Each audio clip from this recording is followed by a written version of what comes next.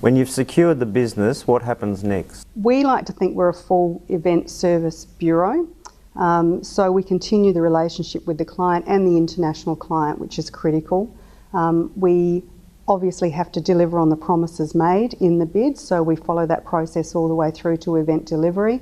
And we do a lot in the marketing area of trying to maximise delegate attendance. So the more delegates we can get here to Sydney and New South Wales and Australia, the more financial viable the event will be for the event proponent. Right, and is that when you'd get BE Sydney members involved? Absolutely. If we're lobbying if we're marketing at a preceding conference, we will go out to that market if it's in Europe and look for representatives from Qantas and Tourism Australia, Destination New South Wales, and have as many people on the booth as possible to sell Sydney and Australia's story. And when's your work finished? Is it finished when you've won the bid, or you said you do marketing and delegate boosting, so it's a continuation? It is. It's right up until the event materialises. We do have a debrief. A lot of opportunities come out of hosting an event, so there are many world leaders here that have potential to bring other events. So we look at it as a business development opportunity as well. Personally, what's been the most satisfying event you've been involved in that the Bureau's won?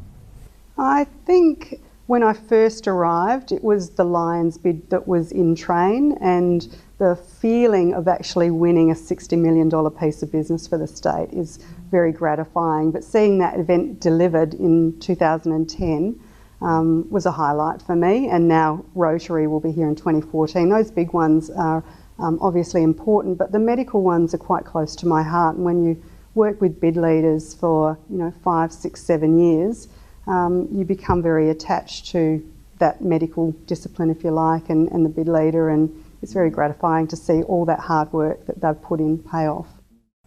What are your thoughts on the convention centre closing down for 3 years and getting a new one?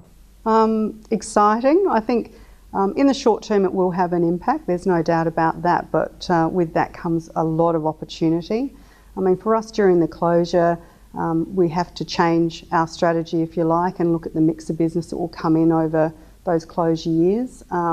What it will do is really help us present to the international market how Sydney has got diversity in its venue offering, and we know there's around 50 venues in Sydney and New South Wales that can cater for up to 800 delegates in different specifications. So just like Lions, they didn't use the convention centre solely. There were many venues across Sydney and New South Wales. So we're pretty excited about showing that flexibility and innovation in our offering. Okay, and Business Events Sydney will have to realign its business model a little bit during the closure or before the closure? Yeah, we've already thought the 5-year strategic plan through. We've had it approved by the board, and we're now going through an realignment in terms of our structure. So you'll see a lot more volume of small to medium-sized events come through in the short term, particularly over the closure years, but that's going to build a beautiful base that will top up with the large and mega events from 2017 onwards. You've done an audit of venues in Sydney and New South Wales? We have, yes. And what have you discovered there? That there are more venues, as I said before, the 50 venues that can host up to 800 delegates. We had no idea there were so many. But things from ATP, we've got Royal Randwick coming online, we've got the Star, Carriage Works, and of course all the established venues of Dockside and Doltine House and those present great opportunity for clients. Okay, and how important is the expansion or a new centre for the city?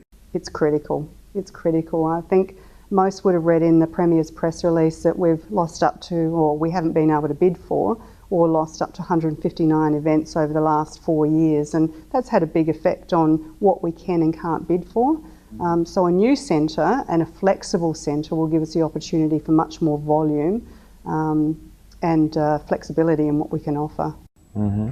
And there's a lot of competition around the world, so it will help, against competitors like Dubai, Middle East, Singapore, Hong Kong. Yeah, I think any new development, and particularly with everything else going on in Sydney with Barangaroo and the Frank Gehry building at UTS, is going to put the spotlight on Australia.